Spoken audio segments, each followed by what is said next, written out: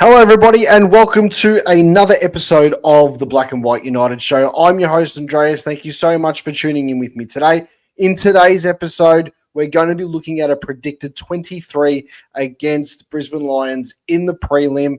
We're going to get straight to it. We're going to pick our best side. I'm going to give you my predicted ins, my predicted outs. There is a disclaimer. It's not going to be accurate compared to what Collingwood choose. My ins and outs could be wrong. I'm just putting it out there. This is purely my opinion, and I'd like to get the opinion of others also. So make sure you drop it in the comments. Let's get straight to it. Roll the intro. 0, 1. Let's get started.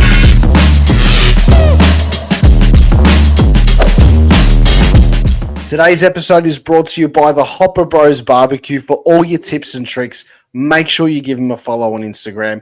And it's also brought to you today with our new sponsor, Dragon Pressure Washing. If you want your home pressure washed correctly, make sure you get in contact with Daniel and you'll receive 10% off your first quote. Okay, so we're going to get stuck into this. This is my predicted 23. So it'll be the 22 players plus the sub. I do want to stress also, I am filming this fairly early. I'm going to post this tomorrow. So when you are watching this, it will be yesterday. I'm just filming them, so I've got stuff to post throughout the week. It is extremely windy today. If you hear any noise in the background, I do apologize. Let's get straight to it. I'm going to share the screen with you all so you can see it. Alrighty, so here we have the shared screen for you all. Now we're going to start off from the back pocket, and of course, none other than one of the most reliable Collingwood players we've had in the last 10, 15 years is Braden Maynard. I'm going to put our skipper, Darcy Moore, at fullback. Now, obviously, they could be chopping and changing spots throughout the game, but I'll put Darcy at fullback, and then in the back pocket, I will also put down Billy Frampton, who has done a great job so far this season. I heard somewhere, I can't remember where it was, that Billy Frampton was a bit of a front runner and only plays good when Collingwood plays well. I think maybe when Billy Frampton plays well, Collingwood wins. So I can't remember where I heard that from, but I did hear that during the week, which it did piss me off a little bit. I'm going to be completely honest with everybody. Halfback flank. Where's Isaac Quainer? We're going to chuck him on the halfback flank. Where is his name? There it was right in front of me. Sorry, guys. Centre halfback is one of my ins this week, and that is Jeremy Howe. I went to training last week, and if there was a game last week, I reckon it would have been touch and go for him. Honestly, I think he's recovered quite well. He was doing quite a bit of running, looked fairly comfortable in the way that he was running. So maybe not last weekend if we were playing. So if we lost to Adelaide and played during the week, but with this extra week off that he's had to prepare, get himself right. If I was a betting man, which sometimes I am, I'm putting him at centre half back. He could possibly stay on the bench, but I'm putting him in the side. He's playing this week. On the other half back flank, we're going to have who I think deep down is going to probably come second or third in the best and fairest, and that is Josh Dacos. I also think he'll poll quite well in the Brownlow medal. On the wing, I've got here Jack Crisp. In the centre, I've got Jordan De Goey, who I think is going to rotate in the forward line. I think that's going to be a definite between him and possibly someone like a Bo McCreary as well. On the other wing, I am going to put down Dan Houston. Now, I love when Dan Houston's on the wing. I love when he plays a bit more forward of the ball. Yep, he's a backman, we all know, by trade, but I think his game has transitioned and he's more of that attacking player. So the wing, I think, suits him quite well. I would have him and Josh Dacos on the same side of the ground. I think that just works perfect with each other. Half forwards, Half forwards in the first half forward, I'm going to put Pat Lipinski. I mean, I could have put Dan Houston half forward and put Pat Lipinski on the wing, but I think Lipinski's starting to, or he has been that player, even when he was playing on the wing. Now, hear me out here. He gets the ball, he takes a bounce on the wing, and then he's one of the best inside 50 kicks. But he always does it from the half forward line, and he kicks it diagonally. And I said this in one of my videos earlier on in the season. I think it might have been against Carlton or Hawthorn the first time we played him. He just gets the ball and he just kicks it nicely into the forward 50. He can pull the kick a little bit. He can drop the ball a certain way so it gets to that player properly, especially when there's not too much pressure, which I know is not the greatest because when there's pressure, you want that as well. But I just think he is going to be the perfect asset on the half forward line, it being even closer into the forward 50. Centre half forward, I have got Tim Membry. So I put Membry at centre half forward. I think he's playing fantastic higher up the ground. I don't want to see him so much on the half forward flank as opposed to what we have. Him taking marks on that 45 out, 55 meters out sort of angle. I want to see him take some more grabs sort of within that 50, sort of more, directly in front. I think that'll work quite well. On the other half forward, I've got Steele Sidebottom. Now, I'm putting Steele there. I think his role in the side coming close to the finals has changed a little bit. And I think that's the perfect spot for him there because very much like Lipinski, he still plays sort of that role where he can be a half forward, a high half forward. He can also push down to half back, help him out and bring in. So you've basically got four wingmen doing their thing there. I think the half forward is perfect for Sidebottom for the preliminary final. In the forward, in the full forward line, I should say, I have none other than Lockie Schultz, Mr. Reliable.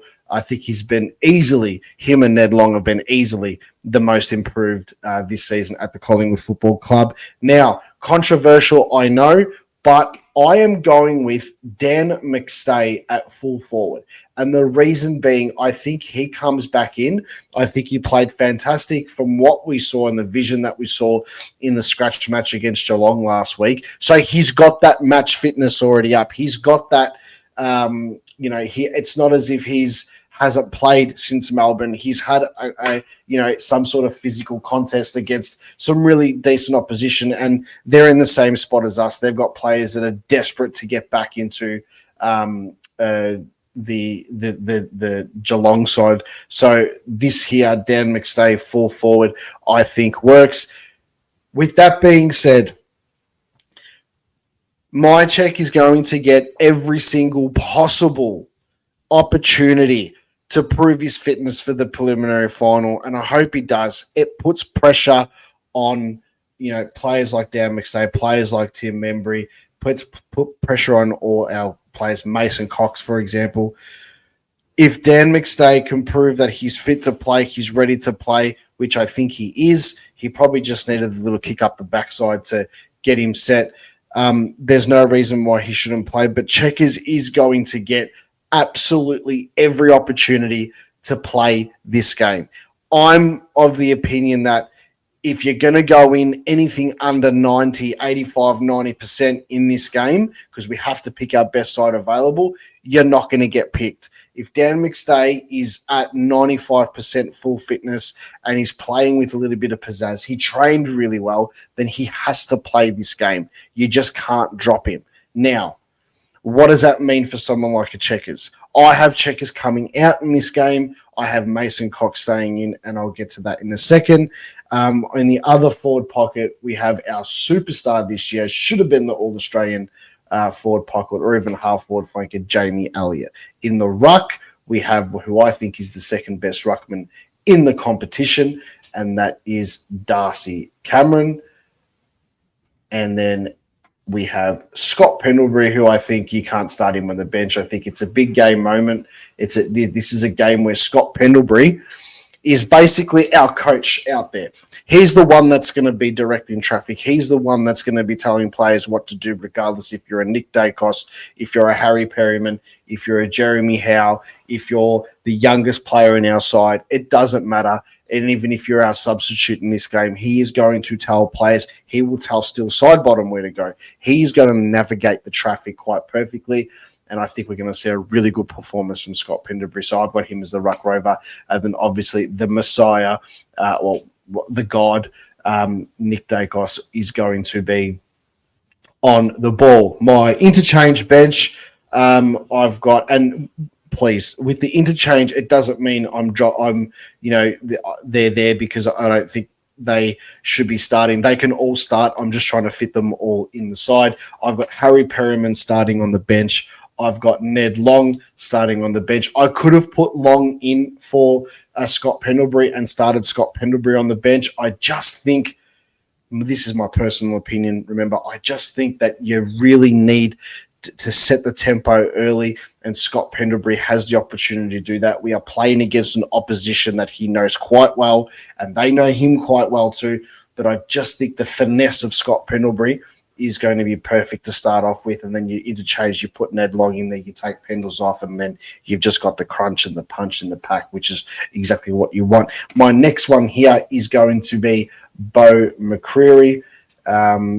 Again, probably should be starting in the half-forward flank, but he'll come on straight away and he'll have a fantastic game like he did against Adelaide. I think the Adelaide game was really good because I think it was the first game back where we've seen Bo McCreary just pretty much tear up an opposition with his pressure. And I thought, now that he's got that under his belt, he hurt his foot against Melbourne. Yet there was all these reports about, he might not play. The second he hurt his foot against Melbourne, he went off. He came back on. He told Fox Footy, I will be ready for the qualifying final. And he was ready for the qualifying final. He makes us such a better side. Bo McCreary makes Collingwood such a better side. And I just, I'm not going to get ahead of myself. I'll leave that in case we do win this game. My last spot on the bench is going to Mason Cox. I feel like I potentially could have missed out on someone here. Let me just have a quick look. I don't think I did. But no, and I'll get to my emergencies and stuff. Now, that's my bench. Perryman, Ned Long, McCreary, Mason Cox. My substitute for this game is Bobby Hill. Bobby Hill is ready to play. If Bobby Hill, from the time I'm filming this video, he's already done 1 full week of training. If Bobby Hill can come back here this week and he can train. Now, by the time I post this video, training will be pretty much about to start or around about starting on Tuesday. If he gets through the 3 training sessions, Tuesday, Thursday, captain's run on Friday, I do not see Bobby Hill missing out on this game. If he has done everything possible, I do not see him missing out. I pick him before Parker, which is stiff for Parker because I think he's been amazing, and I pick him before Ryan Steele. Now, with that obviously being said, I think Steele has come in to our side and hasn't looked out of place, exactly like Parker. And I think they are definitely our future in the next 2 or 3 years. But for the right now, Bobby Hill has to play, and I've got him as my sub. Now, I could turn around and say, no, Bobby comes on, Mason Cox comes on as a sub. But Mason Cox is a specific type of player to play in a certain position. So if you have an injury or something somewhere else, you got to then change the whole field. Whereas Bobby can come on, because he's smaller, he can go in the midfield, and the changes you're making are all like for like, and it's not majorly like a structural change. The argument to this is obviously if Bobby Hill, should Bobby Hill start the game? Yeah, probably. He probably should start, but I just think staying true to what we've done all season and what the indication's been, you play him as a sub, and you even potentially bring him in from halftime or within the first few minutes of the third quarter, once the spark has been taken out of the third quarter, as in like the nervousness, the tension, the little bit of the arm wrestle in the first couple of minutes, and then one team sort of favoring the other, that's when you just inject him, and it only takes him to touch the ball once, to do something, set up a goal or kick a snag, or take a really good mark, or just have the couple of tackles in the forward line and create that pressure. It only takes a split second of moments, and I think that could really change the entire impact of the game. So here's my sub. So let's just go through it. I've got Maynard, Moore, Billy Frampton, Isaac Quainer, Jeremy Howe, Josh Dacos. That's my back line. My mids, Jack Crisp on the wing, Jordan De Go in the middle, Dan Houston on the other wing. I've got Lipinski at half forward flank, Membry centre half forward, still side bottom on the other half forward flank, Lockie Schultz forward pocket, Dan McStay comes in, and Jamie Elliott on the other forward pocket. Darcy Cameron Ruck, Pendles, and Nick Dacos in the middle. Interchange, Harry Perryman, Ned Long, Bo McCreary, Mason Cox, and my sub is Bobby Hill. So that means then, and we can remove this now, that means then that my my ins and outs this week is McStay for Myercheck, Howe for Parker, Hill for Steele. That's my side. I hope you've enjoyed the video. Make sure you give it a like. Make sure, if you haven't already, that you subscribe to the channel. It's going to be an interesting rest of the week. We're going to hear from the coaches, we're going to hear the pressers. We're going to see how all the boys have trained. We're going to see how all that sort of played out after our first decent hit out on Tuesday. So, opinions are going to change. Will Fly tell us something about the side before any formalities have taken place? Who knows? But it's going to be interesting for the rest of the week. Make sure you drop a comment.